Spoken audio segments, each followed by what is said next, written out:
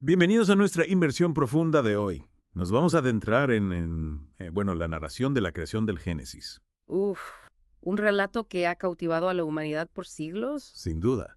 Y en vez de una interpretación literal, vamos a explorar su profundidad espiritual. Y sus conexiones con la mitología mesopotámica. Exacto. Nuestra fuente principal va a ser el artículo de Wikipedia, Narración de la creación del Génesis. Es un texto fascinante, lleno de simbolismo.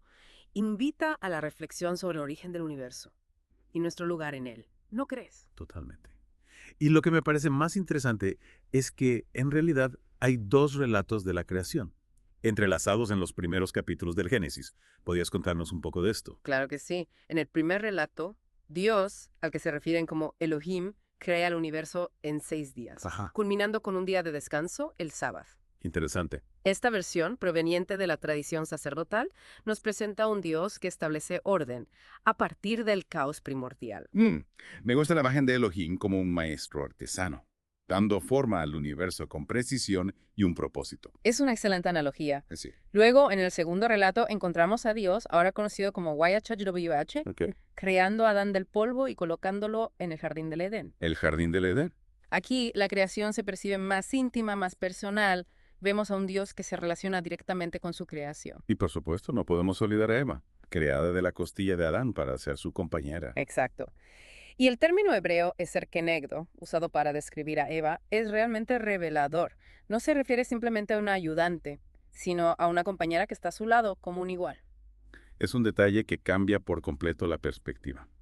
Entonces, estas dos historias, la sacerdotal y la yavista, nos ofrecen dos visiones complementarias de la creación. Y ambas se nutren de la mitología mesopotámica, pero con un enfoque único. Así es. La narración del Génesis, en su conjunto, es una poderosa declaración del monoteísmo, en contraste con el politeísmo que prevalecía en las culturas vecinas. Ya veo. Es un aspecto que la hace única. Y hablando de la creación, me intriga la idea de que existían dos modelos de creación en el antiguo Israel.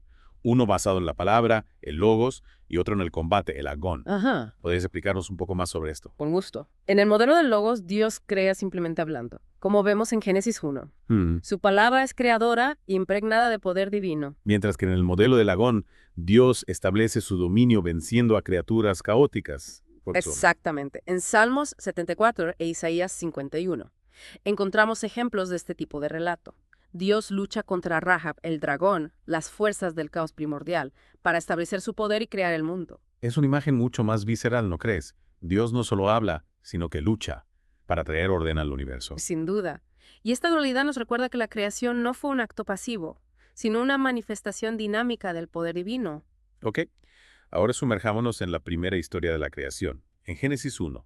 ¿Qué nos dice sobre el estado inicial del mundo? Al principio, el universo se encuentra en un estado de caos, escrito en hebreo como tohu vabohu. Es una imagen de vacío, de oscuridad, de un potencial aún no realizado. Imagínate ese momento antes de comenzar un nuevo proyecto. Sí.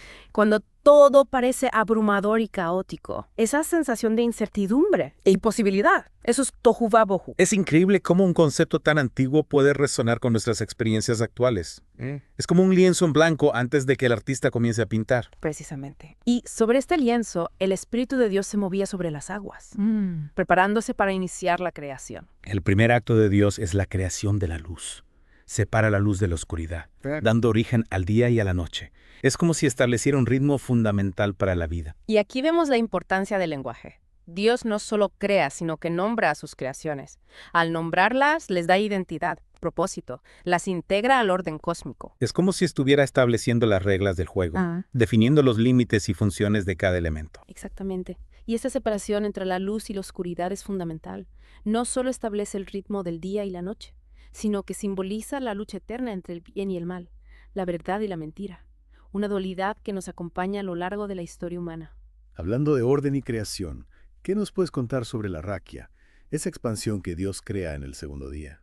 La raquia, que a menudo se traduce como firmamento, evoca la imagen de una cúpula sólida que separa la tierra del cielo. Interesante. Era la forma en que los antiguos concebían el cosmos. Imaginando el cielo como un techo tangible, imagina el cielo como un domo gigante y sólido, separando las aguas de arriba del mundo de abajo. Esa era la imagen que tenían. Es una imagen poderosa, aunque ahora sepamos que el universo es mucho más complejo. Y en esta raquia, Dios coloca las estrellas, el sol y la luna.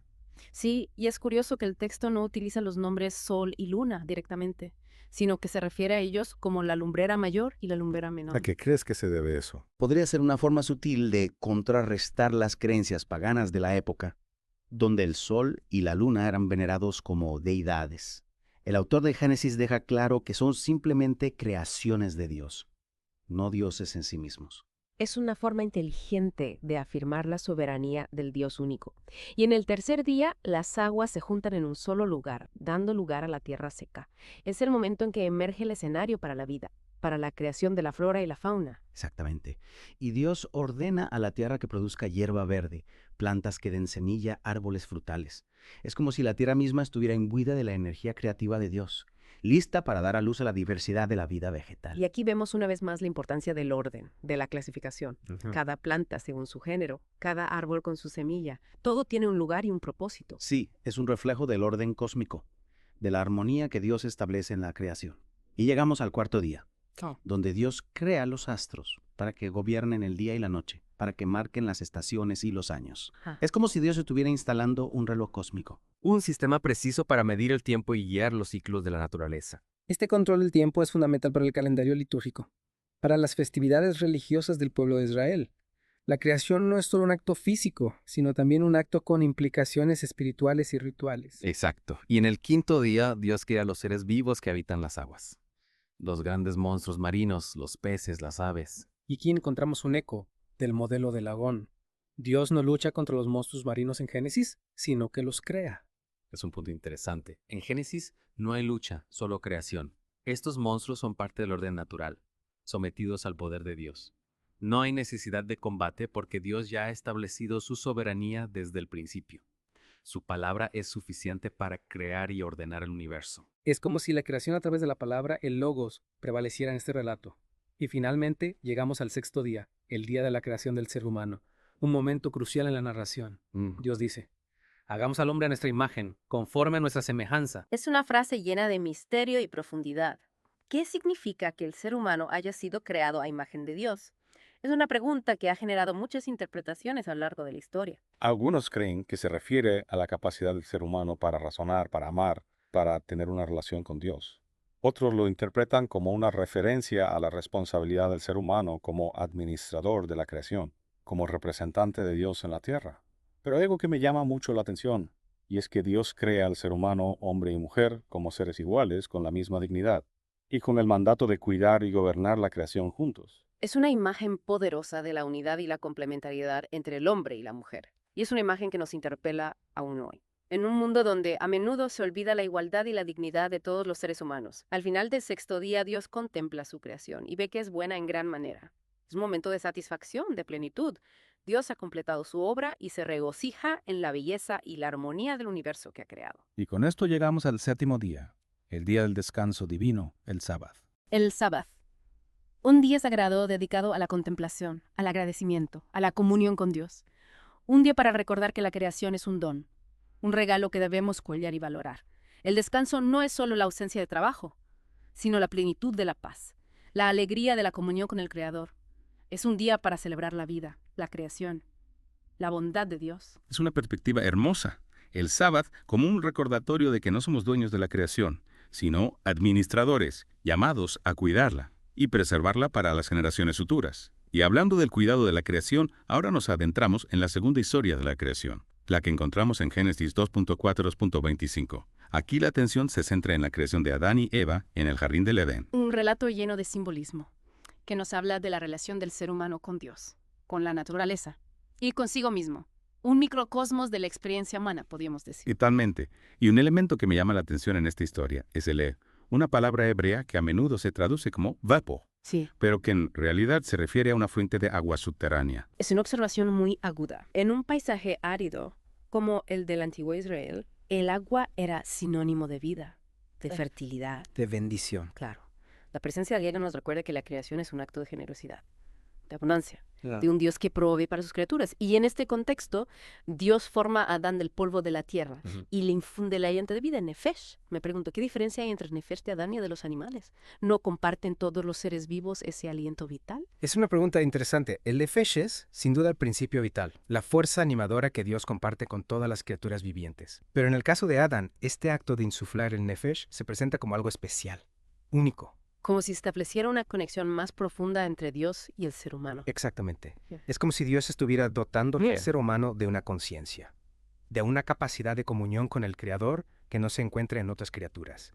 Y luego Dios coloca a Adán en el jardín del Edén, un paraíso terrenal lleno de belleza y abundancia. El Edén, un lugar mítico que ha inspirado a artistas y poetas a lo largo de la historia. ¿Qué representa para ti este jardín?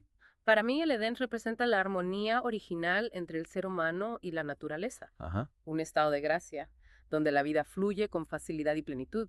Un ideal al que quizás anhelamos regresar. Un ideal que perdimos, ¿no? Y en medio de este paraíso, Dios planta dos árboles especiales, el árbol de la vida y el árbol del conocimiento del bien y del mal. Dos árboles, que representan dos caminos, dos posibilidades para el ser humano. El árbol de la vida simboliza la inmortalidad, la comunión eterna con Dios, la plenitud de la existencia. Y el otro, el árbol del conocimiento del bien y del mal, representa la libertad, la capacidad de elegir, pero también la posibilidad del error, de la separación de Dios. Es un dilema que todos enfrentamos en nuestras vidas, la búsqueda del conocimiento, versus la obediencia a lo divino. Y aquí radica el drama de la historia humana. Dios le da a Adán la libertad de elegir. Pero le advierte que comer del fruto del árbol del conocimiento traerá consecuencias. Y Adán, tentado por la serpiente, desobedece a Dios y come del fruto prohibido. Es una historia que resuena con nuestra propia experiencia, ¿verdad? Todos hemos enfrentado la tentación, la lucha interna entre lo que sabemos que es correcto y lo que deseamos. Este acto de desobediencia, conocido como el pecado original, marca un punto de inflexión en la historia humana. La armonía original se rompe, la inocencia se pierde, y el ser humano se enfrenta a la realidad del sufrimiento, la muerte y la separación de Dios. Es una historia que nos habla de la fragilidad humana, de las consecuencias de nuestras decisiones. Y en este contexto, la creación de Eva cobra una especial relevancia. Dios la crea de la costilla de Adán, como compañera y ayuda idónea. Ese término hebreo serkenegdo, ¿cómo lo interpretas? Es un término lleno de matices. No se trata simplemente de una ayudante, como se traduce a menudo, sino de una compañera que está a su lado, frente a él, como un igual. Es una imagen hermosa, que habla de la complementariedad, de la interdependencia, de la unión entre el hombre y la mujer. No es una jerarquía, sino un acompañamiento. Exacto. Y esta unión es fundamental para la realización del ser humano, para la plenitud de la vida, para la procreación y el cuidado de la creación. La historia de Adán y Eva en el jardín del Edén nos deja muchas preguntas para reflexionar. Sin duda, nos invita a pensar en la naturaleza del bien y del mal, en la libertad y la responsabilidad, en la relación del ser humano con Dios y con la creación. Y a pesar de la complejidad de la historia, hay un mensaje de esperanza. Es cierto, Dios no abandona a su creación. A través de su amor y misericordia, nos ofrece la posibilidad de un nuevo comienzo, de una vida en plenitud. Es un mensaje reconfortante, sobre todo después de presenciar la caída del ser humano en la historia del Edén. La historia de la creación no termina con la expulsión del paraíso. Es solo el comienzo de un viaje de regreso a la armonía, a la comunión con Dios. Un viaje que continúa hasta nuestros días. Y ahora que hemos explorado las dos historias de la creación, me gustaría ahondar en sus posibles interpretaciones. ¿Cómo podemos entenderlas desde una perspectiva espiritual? Es una pregunta clave. Es importante recordar que la narración del Génesis no pretende ser un tratado científico sobre el origen del universo. Claro. No busca describir literalmente los procesos físicos de la creación. Exactamente. Es un relato simbólico que nos habla de la relación del ser humano con Dios, con la naturaleza y consigo mismo. Entonces, podemos enfocar la narración del Génesis desde diferentes perspectivas. Así es. Por ejemplo, algunos la interpretan de forma literal, como una descripción históricamente precisa de la creación. Pero esa interpretación puede resultar problemática, ya que no concuerda con los descubrimientos científicos sobre la edad del universo y la evolución de las especies, y además limita la riqueza simbólica del texto. Precisamente. Otra perspectiva es la mitológica, que reconoce las conexiones de la narración del Génesis con los mitos de la creación de otras culturas del Antiguo Oriente Próximo. Esa perspectiva nos ayuda a comprender el contexto cultural en el que se escribió el Génesis y a apreciar su originalidad. Claro, y también podemos abordar la narración desde una perspectiva científica, reconociendo que los autores del Génesis escribieron desde la comprensión científica de su época. No podemos esperar que el Génesis nos ofrezca una explicación científica moderna del origen del universo, pero sí podemos apreciar su intento de comprender el orden y la belleza de la creación. Exactamente. Y finalmente podemos leer la narración del Génesis como una alegoría espiritual, que nos habla de verdades profundas sobre la naturaleza humana y la relación con Dios. Esa perspectiva nos invita a buscar el significado simbólico detrás de las imágenes y los personajes del relato. Por ejemplo, la creación de Adán del polvo de la tierra. ¿Qué nos dice eso sobre nuestra propia existencia? Nos habla de nuestra conexión con la naturaleza, de nuestra fragilidad y finitud. Somos polvo de estrellas, como dicen algunos. Y la creación de Eva de la costilla de Adán. ¿Qué nos dice sobre la relación entre el hombre y la mujer? Nos habla de la complementariedad, de la importancia de la relación y la comunidad. No estamos destinados a vivir en soledad, sino en conexión con otros. El jardín del Edén es paraíso perdido. ¿Qué representa para ti? Representa un estado de armonía original que se pierde por el pecado, pero que se puede recuperar a través de la gracia de Dios. Es una promesa de redención, de un regreso a la plenitud. Y el árbol del conocimiento del bien y del mal, ese símbolo tan poderoso, ¿qué significado tiene para ti? Simboliza la libertad humana, la capacidad de elegir, pero también la responsabilidad que conlleva esa libertad. Cada decisión que tomamos nos acerca o nos aleja de la armonía original. En definitiva, la narración de la creación del Génesis nos invita a reflexionar sobre nuestra propia existencia, sobre nuestro lugar en el universo y sobre nuestra relación con Dios. Nos desafía a vivir con un corazón agradecido por el don de la vida y a cuidar de la creación con responsabilidad. Y nos ofrece un mensaje de esperanza, que se renueva a lo largo de la historia de la salvación, culminando en la promesa de una nueva creación, donde se restaurará la armonía original. Es un mensaje que nos llena de consuelo y nos impulsa a buscar esa armonía en nuestras propias vidas. A buscar ese Edén interior, ese espacio de paz y comunión con lo divino. Es una imagen hermosa, la de un Edén interior que podemos cultivar. Y creo que eso nos lleva a una pregunta clave. ¿Cómo podemos aplicar la sabiduría de la narración del Génesis a nuestras vidas hoy? Es una pregunta fundamental. Y creo que una de las claves está en recordar que somos administradores de la creación, llamados a cuidarla y preservarla. Es decir, la responsabilidad que Dios le dio a Adán en el jardín del Edén ahora recae sobre todos nosotros. Exacto. Y no se trata solo del medio ambiente, aunque por supuesto es un aspecto crucial. Se trata de cuidar de toda la creación, incluyendo a nosotros mismos y a nuestros semejantes. Es un llamado a la compasión, a la justicia social, a construir un mundo donde todos puedan vivir con dignidad y en armonía con la naturaleza. Precisamente. Y también creo que la narración del Génesis nos invita a reflexionar sobre nuestra relación con el tiempo. El ritmo de la creación, con sus días de trabajo y su día de descanso, nos recuerda la importancia del equilibrio en nuestras vidas. El sábado, ese día sagrado, dedicado a la contemplación y la comunión con Dios, es un recordatorio de que no estamos hechos solo para producir, sino también para ser, para conectar con lo trascendente. Y en un mundo que a menudo nos empuja a una actividad frenética, a una búsqueda incesante de la productividad, ese mensaje del sábado es más relevante que nunca. Es un llamado a la pausa, a la introspección, a reconectar con nuestra esencia espiritual. Y hablando de espiritualidad, ¿crees que la narración del Génesis puede ayudarnos a comprender mejor nuestra propia búsqueda de sentido? Sin duda. La historia de Adán y Eva, su expulsión del paraíso, su búsqueda de redención, es un reflejo de nuestro propio viaje espiritual. Todos enfrentamos tentaciones, cometemos errores, nos alejamos de la armonía original. Pero también tenemos la capacidad de arrepentirnos, de buscar el perdón, de reconstruir esa conexión con lo divino. Es un mensaje de esperanza, que nos recuerda que no importa cuán lejos nos hayamos desviado del camino, siempre podemos encontrar el camino de regreso a casa. Y ese camino, creo, pasa por reconocer nuestra propia fragilidad, nuestra necesidad de Dios, y por cultivar una actitud de gratitud por el don de la vida y la belleza de la creación. Es un camino que implica cultivar nuestro Edén interior, esa chispa de lo divino que reside en cada uno de nosotros. Y al hacerlo, contribuimos a construir un Edén exterior, un mundo donde la armonía y la paz prevalezcan. Amigos, ha sido un verdadero placer compartir con ustedes esta profunda inmersión en la narración de la creación del Génesis. Esperamos que este viaje les haya inspirado a reflexionar sobre el misterio de la vida, la grandeza del Creador y su propio camino espiritual. Que las imágenes y los símbolos que hemos explorado hoy les acompañen en sus reflexiones.